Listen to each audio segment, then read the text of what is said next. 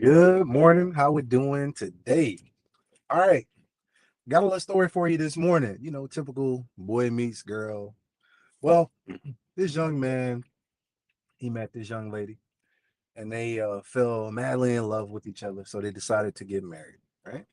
Well, for the first 3 years, they were extremely happy. Extremely happy. Well, when the third year rolled around, tragedy struck. The young lady lost her vision.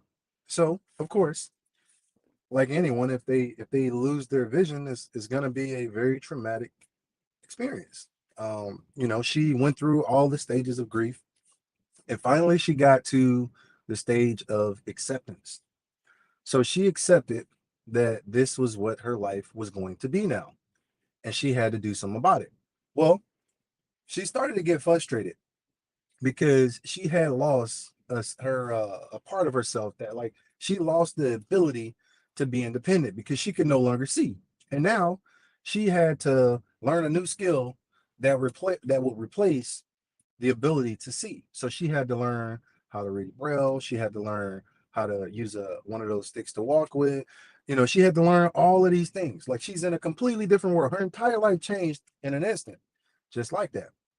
Well, through this frustration, her husband is trying to be as patient as he possibly can, and he's trying to do everything that he possibly can for his wife, trying to make sure that he's not making her feel as if she's not cared about, not loved, and insignificant. Well, it gets to the point where the wife decides to have a conversation with the husband, and she tells her husband, she says, I need to go to work. I need to do something. I can't just stay in this house. So the husband agrees, and he says, you know what, you're right. And then she threw a caveat. She was like, I want to go to work, but I don't want, people to baby me and stuff like that. So they go out and they find her a job. Well, this job causes her to have to travel from her house to the place of employment because it's not an at home job. So the husband is worried now his blind wife is going to leave the house and have to go to work, to and from work every day. So they talk about it, and they come to an agreement, and they decide that she's going to go to work. Well, the wife is very nervous because she's doing something that she's never done before. And yes, she's practiced and this, that, and the third, but now she has to leave the house, get on a bus, ride the bus, get off at the right stop, walk to her building, and then go inside and do the job that she's been paid to do. So she does this for, quite some time, and then in the beginning, she was very nervous, and she goes through and she finds all the places, and then she gets familiar, but within her environment, she becomes comfortable. So what the wife didn't know was this: her husband loved her very dearly.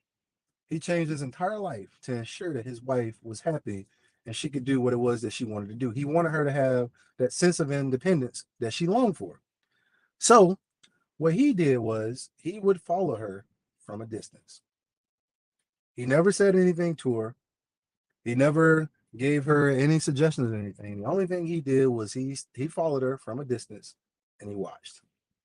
If things were put in her way to make her trip, or she was about to step off of a curb or whatever, he would find a way for her to know about it. But he never physically intervened with what she had going on so that she could build the confidence that she needed to get her independence back.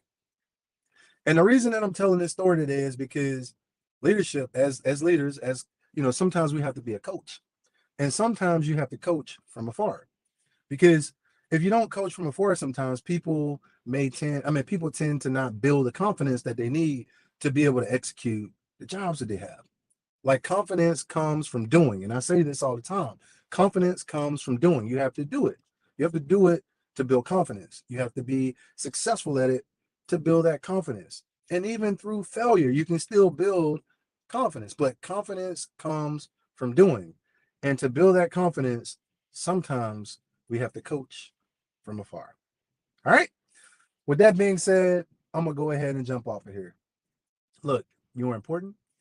You matter, and don't let anybody make you feel as if you're insignificant. If you do, get into the inbox. We got people here to help you out. All right. The NCOPD Live team is here to help you. Let's Talk About It is here to help you. And the Women's Intentional Podcast is here to help you. Look, I mean that. You matter to me. All right. You matter to me. Um, Look, life is a choice. I'm depending on you to choose well. Odds are signing out. I'll be talking to you soon.